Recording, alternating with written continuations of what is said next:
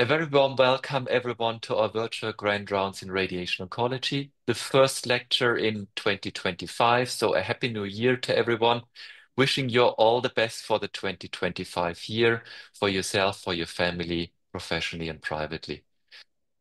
You know the format of our virtual Grand Rounds. We aim to present the latest science, the top speakers, and that in a very interactive format. The last aspect being most relevant for you as participants. So please use the opportunity to ask questions using the Q&A functionality. That is the biggest gain of this symposium, of this format.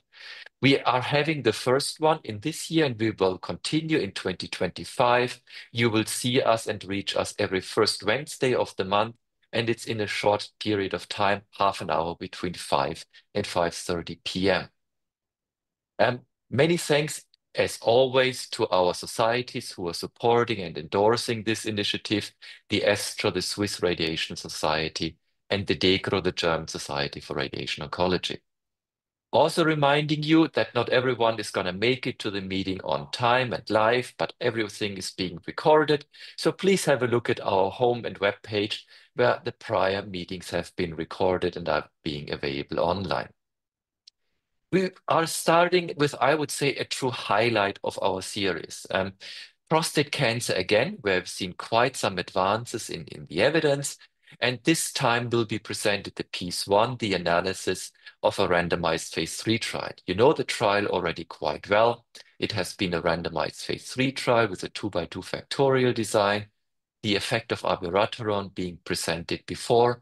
And today we will focus on the efficacy and safety of treating the prostate, the primary, in de novo metastatic castration-resistant prostate cancer. It's super kind of new. It has been first presented at the ASCO meeting at a plenary in 2023, but it has just been published with a full load of additional and very important data in the November issue of The Lancet. I'm super happy, proud, and honored that Dr. Alberto Bossi is joining us today. You know him very well, initially from Italy, but now for many years at the Gustave Roussy, where he's head of the Urology and Prostate Cancer Brachytherapy Unit. He has been the PI in numerous clinical trials, one of the experts in prostate cancer. Just kind of a joke at the end. I asked ChatGPT, who's the best speaker for radiation oncology in Europe? And make a guess who was being at the top of the list, Alberto Bossi, and ChatGPT always is correct. So thanks for coming to our symposium, Alberto. Thanks for joining your experiences and the results of the Piece 1 study. Thank you, Matthias, for your kind words and invitation. I will immediately share my slides in order to get some time. I hope you can see them. So as Matthias, you said, Piece 1 is a very well-known trial that was designed together with Karim Fizazi a few years ago with the idea of understand if the prognosis of patients presenting with metastatic prostate cancer could be enhanced by adding radiotherapy or abiraterone. You have here a couple of my disclosures, which will not impact on the messages I will try to discuss with you today. And let's first say why this population of patients, because you may think that we are not seeing so many patients presenting with metastatic disease in our clinic. Well, this is a very recent paper of a Danish group, which have looked at how many patients they have seen in the Danish radiotherapy departments presenting with metastatic disease, prostatic metastatic disease. And you see here that in the end of the last century, this was something like 20% of patients. The percentage goes down quite steadily in the first year of the century. But then all of a sudden, in the last 5 years, 2015, 2021, of this research, you see that more and more patients are seen with metastatic disease. Does this have to do with the problem of the COVID, with a diagnosis that has been postponed by COVID or not? is this linked to PSMA? We will discuss this later on, but still the general picture here is that these kind of patients are not so such a small group of patients. And what does our guidelines? Don't forget that the EIU are also the ESTRO guidelines on prostate cancer. What do they say for the first-line treatment of patient presenting with metastatic disease? Well, they mention clearly that we have to offer ADT combined with prostate radiotherapy, at least for patients presenting with low volume of disease following the charted criteria. So you may say, we have nothing to discuss anymore. The strength rating is strong. And this is based, I'm sure you are well aware, on the result of the two randomized trials, the STAMPEDE and the ORAL trial, put together a few years ago, published in the European Urology, publication of European Urology of the stopgap meta-analysis. Please don't forget that those trials didn't show any overall survival benefit in patients which are selected based on the amount of metastatic disease. You see here the forest plot, clearly no differences when adding radiotherapy in terms of overall survival, PFS, or PSA PFS. But as soon as you look at the group of patients which have low metastatic burden, and the cutoff seems to be around 4 bone metastases, well, an absolute survival improvement of 7% at 3 years was shown.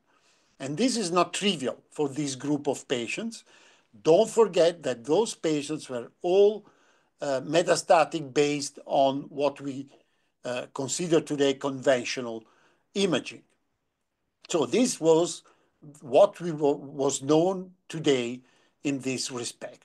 So piece one, as Matthias already said, is a factorial 2-for-2 randomized trial that we run mainly in France from November 2013 to December 2018. We randomized 1,100 patients in 4 groups. You can see here on the right of my cartoon, standard of care plus abiraterone, and these 2 groups plus radiotherapy and abiraterone and radiotherapy. So 2 main questions were we tried to tackle 2 main questions: how abiraterone and radiotherapy may impact on the prognosis of these patients. And of course, we are radiotherapists, so it's probably interesting to understand that at that time, the radiotherapy schedule we proposed was a very, let's say, standard one, 74 gray, 37 fractions. Probably today we would never treat those patients in such a way, but you have to understand that 10 years ago, when the trial was proposed to the French community especially, it was not easy to get them accepting new fancy fractionation, but we may discuss this later on. What is also important to remember is that during the accrual period, we had some new data coming in, and the standard of care treatment that was at the beginning ADT alone had to be adapted to this new knowledge coming from randomized trial that integrated docetaxel, so chemotherapy for those patients.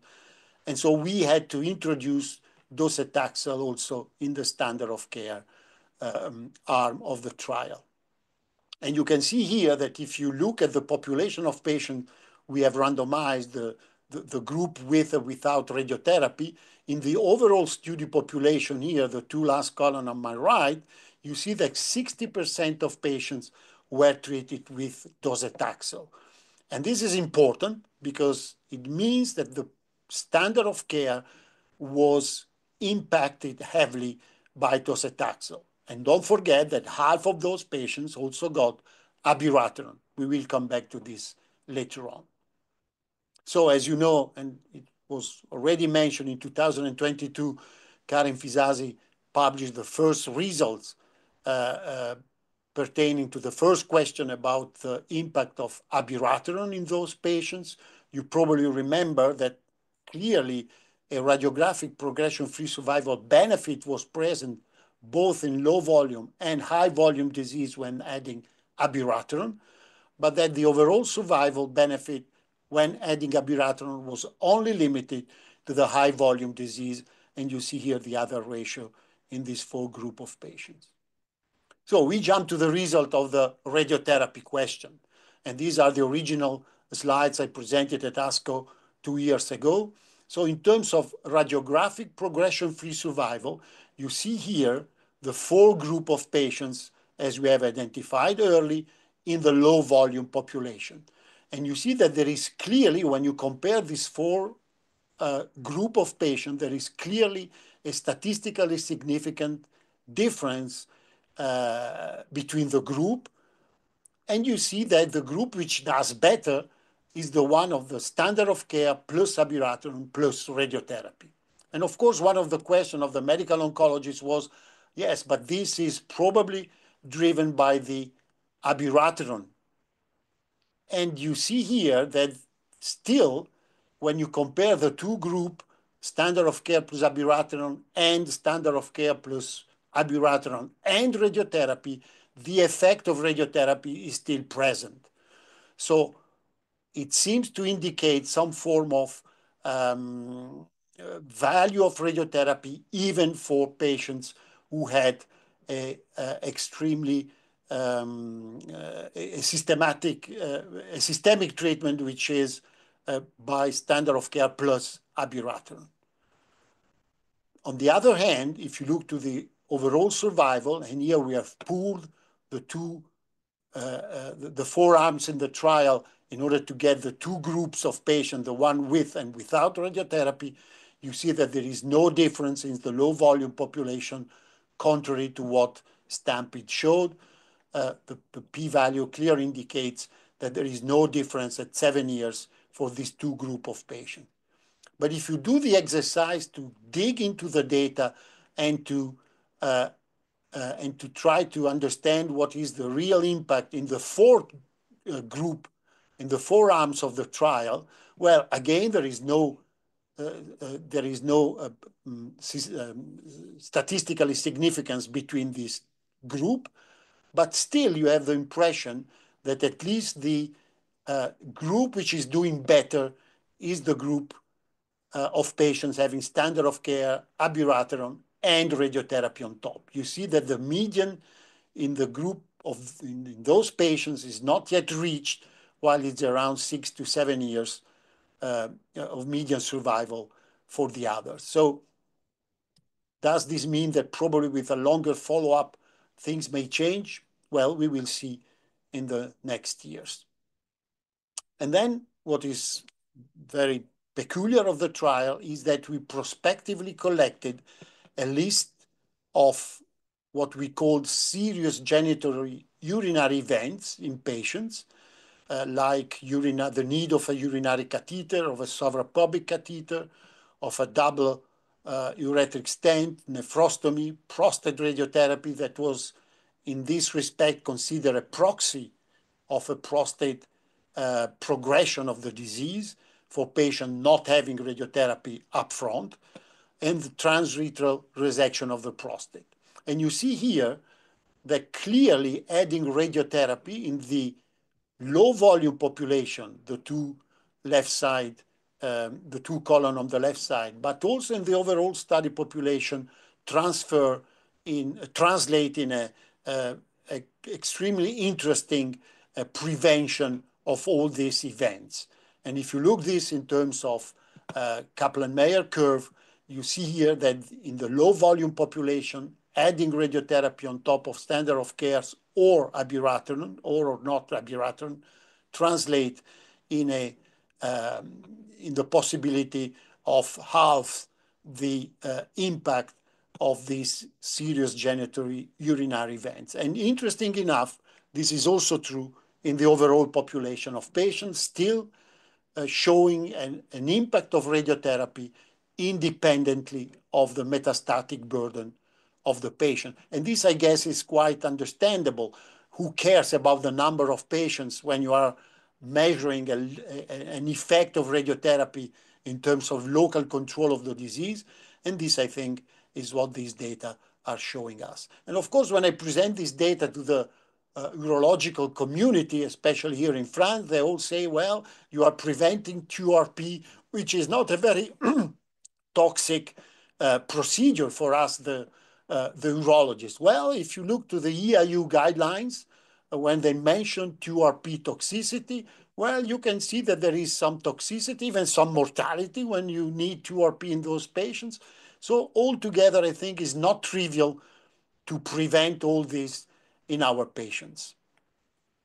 And is not by chance that even the Stampede group has done the same exercise in the population of patients. You see here, this is the typical Stampede trial, and they check the presence of upper urinary tract obstruction, which was far less in the patients having radiotherapy. So the results seems to go in the same direction. That's not all, because we also check the time to castration resistance, so what we call the castration-resistant free survival.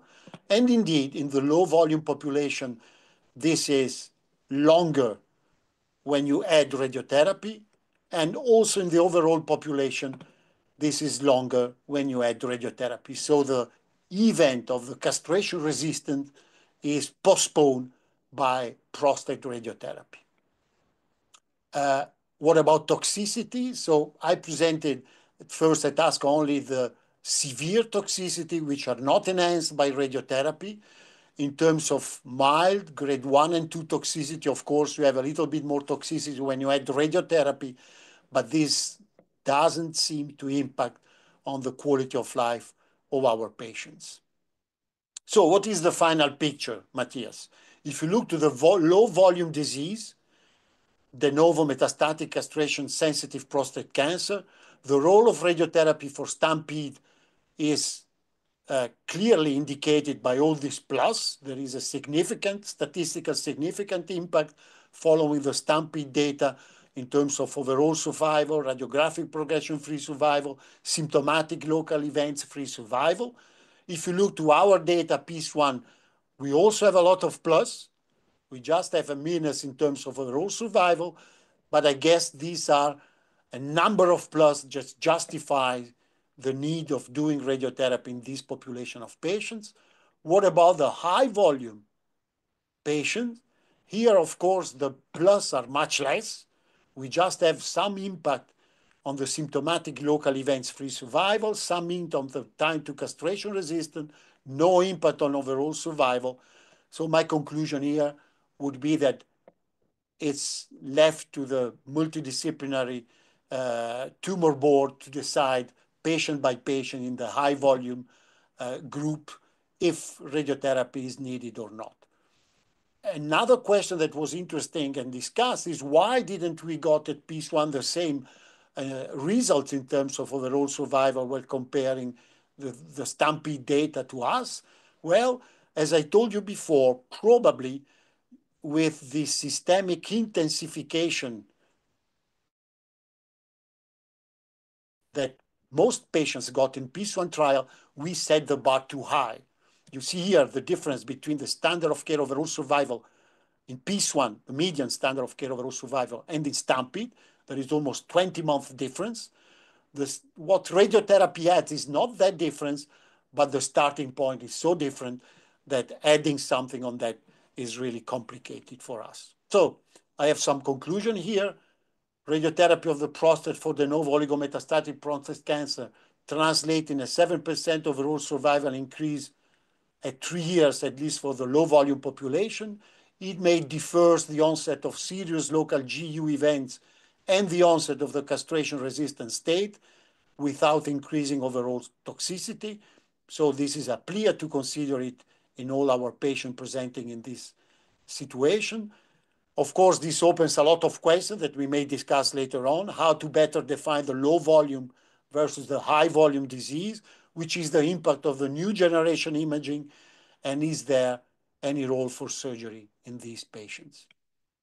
I thank you for your attention, Matthias. Well, thanks for the presentation and thanks for enlightening us with the results of the piece one. And you have actually started the discussion already. So you mentioned the situation for low volume disease has been quite clear based on guidelines, based on the stopcat analysis. You didn't report an OS benefit in the piece one, but all other endpoints have been positive. So the question is in the high volume. You said that this is a matter of discussion in the tumor board. So how are you approaching the tumor board? So what are patients you would kind of propose radiation in the tumor board, which might have a benefit, a larger benefit? Could you inform us about the practice at the Gustave Roussy? Well, there are two considerations. First of all, um, of course, you may consider the status of your patients. You may be much more willing to propose radiotherapy to young patients presenting with high volume disease, but very, very motivated. And so I think you have to discuss the possibility that a local radiotherapy may translate in the benefit we have shown in piece one. And this is my first answer. The second answer is that we hope to find categories of patients in the high volume population which may more benefit than other from radiotherapy, T3, T4 perhaps, or high Gleason score. That was not the case in the supplementary of the paper. We went into details about that. There is no any clear benefit in very specific subpopulation of patients. So I guess what should be guide our strategy in this situation would be a real contact with patients. If he's really motivated, once we have explained him this result, I guess uh, this could be proposed and done in those patients. There is then another category of patients that you may see, the one that do not have radiotherapy at the beginning of their history because they are high volume, but then they have such a good response with chemotherapy. Don't forget that we have in those patients given chemotherapy and radiotherapy after. So a good response to an intensified systemic therapy may select patients that will benefit even in the high risk group. That would have been my follow-up question. If we didn't see any difference in outcome between T3 and T4, that was before I've seen the full publication, my assumption it might be the patients having a bulky, large tumor, kind of where you see the full prostate lighting up in the PSMA PET scan. But this doesn't seem to be the case. So shouldn't we, or how about re-evaluating the patient after a couple of months of radiation or of systemic therapy, see how well it has responded? Is that a practice you're doing? What Yes, imaging would you use? Would you ask the patient about symptoms? So how would you do that in a sequential way? Or could we I do that? guess, yeah, I guess this could be a very reasonable way of discussing with patient the eventually to eventually use radiotherapy. We will dig into our data because, of course, we have patients that had radiotherapy in the high risk group and that progressed very quickly, and probably those are not the best candidate for local radiotherapy.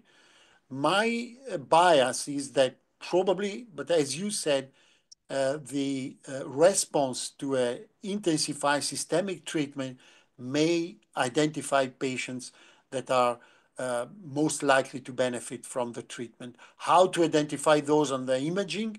Well, I guess that, of course, at that time we didn't get PSMA for all those patients, so this should probably not be the choice I would make, but at least a local MRI uh, can be useful in these situations.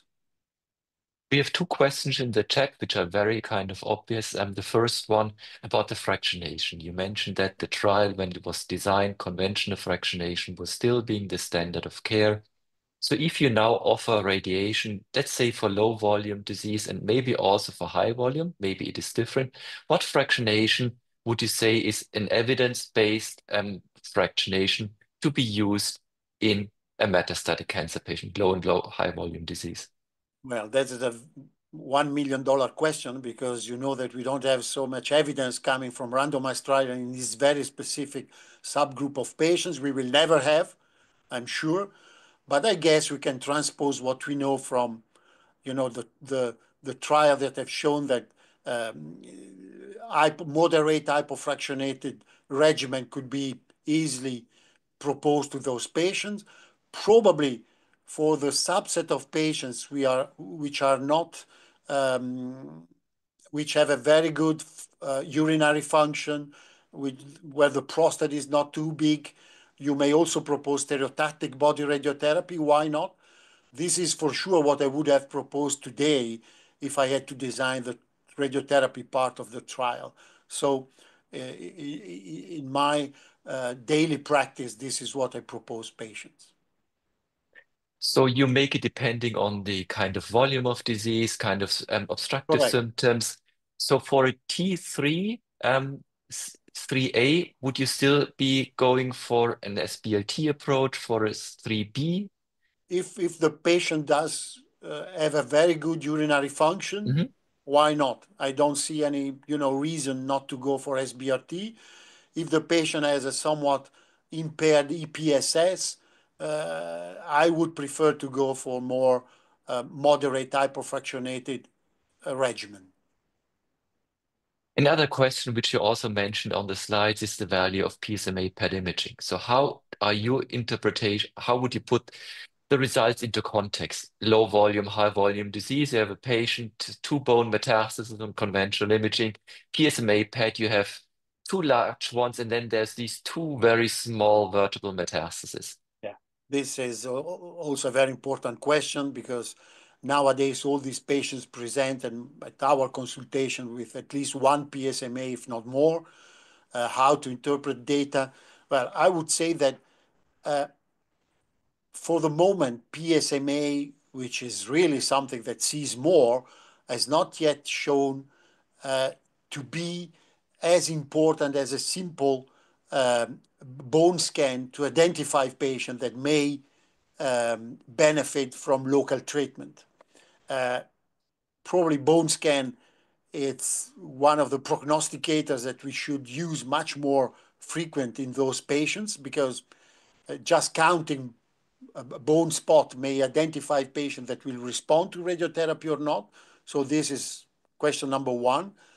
I still like to have a traditional bone scan, even in patients presenting with PSMA, because of this reason. I would much more be reluctant to deny a treatment which could be prolonging the life of patients or prolonging his status of the castration resistance status, or prolonging the event of a local progression of the disease. Well, I would be really much more concerned in denying a therapy just because a PSMA see 5 bone metastases and not a bone scan. I may understand that our young colleagues are very enthusiastic about PSMA, but I also would like to tell them that not what PSMA sees is metastatic, and so we have to be a little bit cautious in using this new generation imaging, I guess. So the recommendation would be, or your advice, if a patient is being primarily staged with a PSMA PET scan, which is happening frequently these Yeah. days, repetition of a conventional bone scan to judge the tumor burden based on the imaging as it has been practiced on effectively all randomized trials, to not exclude patients from a potentially beneficial local treatment. Correct. Especially if your choice of treating or not this patient is strictly dependent on the Mhm. number of spot you see on PSMA. I'm really concerned about, what PSMA may bring us in the direction of excluding potentially curable treatment to our patient. I may ask a question which is in the chat, but which has not been addressed in your trial. but asking you as an expert, it's about the metastatic side. So imagining a patient having low metastatic tumor burden, patient been treated to the prostate, and then the patient doesn't respond that well to systemic therapy. So maybe a PSMA PET scan is being repeated. There's no progression of disease, no new metastasis, but the ones were still being active. Do you currently consider either upfront or kind of call it metachronous later on local treatment of the metastatic sites in addition to the primary? Yeah, this is another very important question because we see more and more of those patients as we have, more and more weapons to use for them. I would say that yes, I would strongly advise some form of local control of the disease in this situation. And of course, I would privilege radiotherapy in this situation. Um, it's something I would like to discuss in deep with patients, of course. But when you see motivated young patients in this situation, it's difficult to say no. Another question in the chat. First of all, many thanks for asking so many questions in the chat. Elective lymph node irradiation in that setting, low tumor burden. Yeah, we collected data about because in the frame of piece one, the irradiation of the pelvic lymph nodes was left to the investigators, so we could not have a very clear. But we have data on how many of those patients were treated also in the lymph nodes, and we hope to dig into those data to have some more clarity if possible. Uh, I think that if you go for local control of the disease and you have disease in the pelvis, I would strongly suggest to treat them whole. So I am probably too confident in my job, but I still think that we have to be enthusiastic in what we do. And I think that radiotherapy may change at least the quality of life of those patients. I'm enthusiastic and confident. I mean, seeing the results of piece one of Stampede and Torrad, you mentioned a Correct. meta-analysis is being planned. I think we can be confident as radiation oncologists that we are Correct. providing additional benefit to these metastatic cancer patients. Also because when the discussion is open with medical oncologists, I guess our data show that radiotherapy on top of an intensified systemic treatment may still have a good value for those patients. And this is something really new and important for the radiotherapy community. We are not going to disappear very soon, I guess, from the market. Matthias. There is no better conclusion for this kind of lecture. Alberto, many thanks. It was a fantastic lecture, excellent discussion. Many, many thanks to all participants and asking questions.